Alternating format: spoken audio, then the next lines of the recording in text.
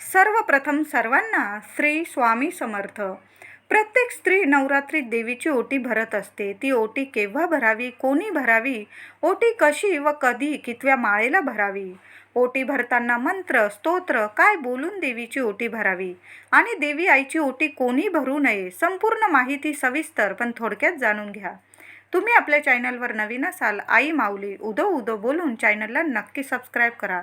स्त्रियांनी देवीची ओटी का भरावी, तर जगाची उत्पत्ती करणारी जगतजननी आई अंबाबाई, संपूर्ण विश्व हे स्त्रीमध्ये सामावलेलं आहे. म्हणून स्त्रियांनी जगतजननीची ओटी भरावी. हे सौभाग्य स्त्रियांना आपल्याला ह्या विश्वाने दिलेलं आहे. म्हणून आपण स्त्रिया जगाच्या माऊलीची देवी आईची ओटी भरत असतो. एखादी स्त्री जेव्हा माहेरी येते आणि जाताना तिची ओटी भरली जाते, किंवा आपल्याकडे जरी कुणी स्त्री आली आपल्या घरी, तर आपण तिची ओटी भरूनच पाठवणी करत असतो. म्हणून आपल्या घरी 9 दिवस घरी घटी बसलेल्या सूक्ष्म स्वरूपी आपल्या कुलदेवीची ओटी आपल्याला भरायची असते. ओटी आपल्याला 9 दिवसाच्या आत म्हणजे घट उठवण्याची वेळ येण्यापूर्वी भरायची असते. ओटी सप्तमी, अष्टमी आणि नवमी या 3 दिवसात भरावी. तसं तर 9 दिवस स्त्रियांनी देवीची ओटी भरणं शुभ सौभाग्यवर्तक समजलं जातं.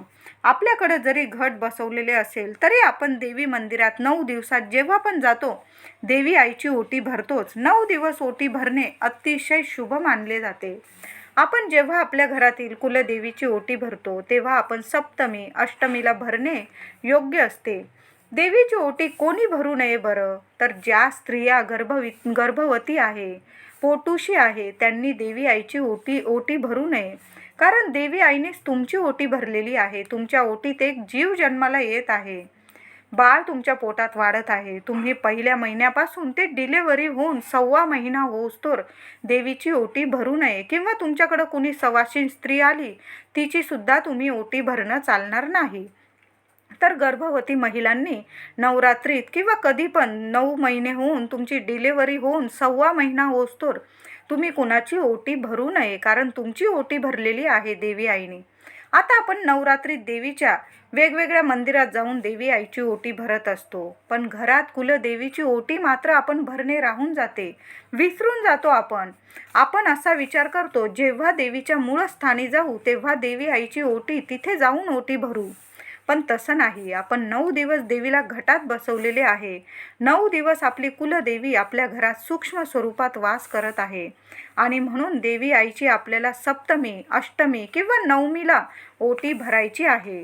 तुम्ही जर नवरात्री तुमच्या कुलदेवीच्या मूळ स्थानी जाऊन ओटी भरत असाल तर हे सौभाग्य समजावे. आणि जर तुम्हाला जाणे शक्य होत नसेल तर तुम्ही घरात देवी आईची ओटी भरावी. त्यासाठी आपल्याला काय साहित्य लागणार आहे, तर एक काठापदराची जरीची साडी घ्या. रेशमी किंवा कॉटनची साडी घेतली तुम्ही तरीही चालेल. त्याला जरीचा छोटा का होईना काठ आहे असं बघून साडी घ्या. कारण यथाशक्ती जरीचे काठ असलेली साडी खण घेतल्यास देवीतील जे सात्विक लहरी असतात ते वर्षभर आपल्या घरात वास करतात. म्हणून लहान का होईना जरीचा काठ असलेली साडी घ्या. ब्लाऊज पीस, खण, नारळ घ्या. तांदूळ अख्खे घ्या. तुटका तांदूळ घेऊ नका. काहींकडं तुकडा बासमती असतो, तो अजिबात घ्यायचा नाही ओटी वगैरे भरायला. आणि आपल्याला तांदळानेच ओटी भरायची आहे, गव्हाने वगैरे भरायची नाही आहे. 9 दिवस आई आपल्याकडं वास करते, तिची तांदळाने ओटी भरा. कारण तांदूळ म्हणजे प्रत्यक्ष नारायण समजले जातात. नारायणांना, श्री हरी विष्णूंना तांदूळ खूप प्रिय आहे. आणि जी वस्तू श्री नारायणांना प्रसन्न करते ती वस्तू लक्ष्मी मातेला, देवी आईला खूप आवडते. म्हणून तुम्ही तांदळाने ओटी भरा. नारळाची शेंडी देवीकडे यावी अशा पद्धतीने नारळ साडी खणावर ठेवावा.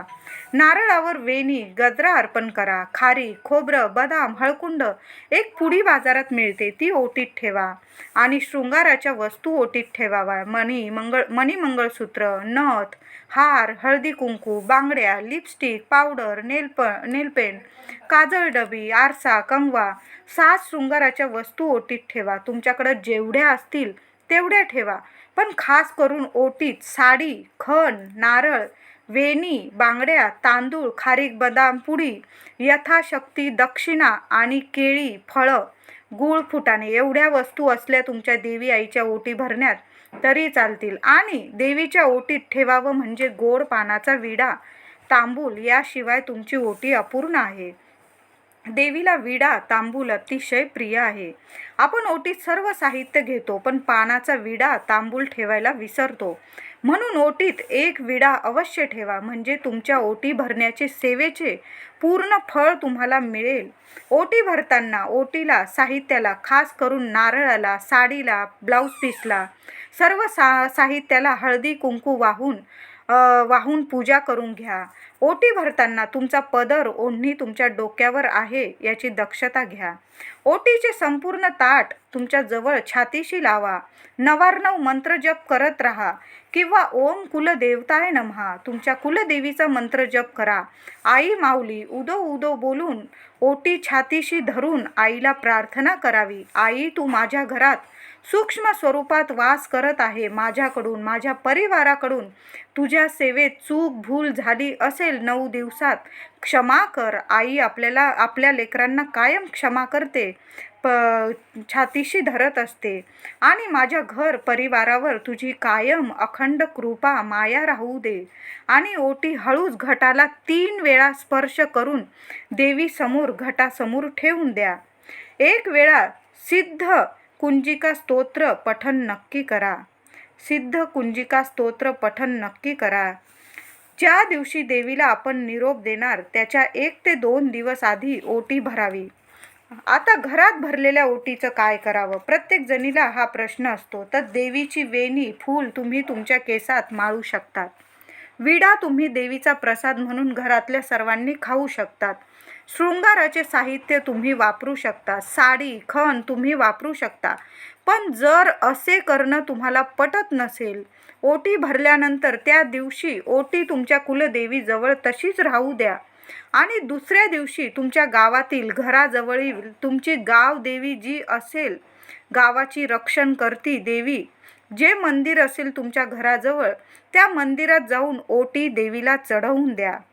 त्या देवी आईजवळ तुमच्या देवीचं, कुलदेवीचं नाव घेऊन देवीला ती ओटी अर्पण करा. देवीजवळ खण, नारळ, ओटीचे साहित्य ठेवा. आणि जरीची साडी देवी आईला परिधान करून घ्या. तेथे ब्राह्मण उभे असतील त्यांच्याकडून देवीला साडी नेसवून घ्या.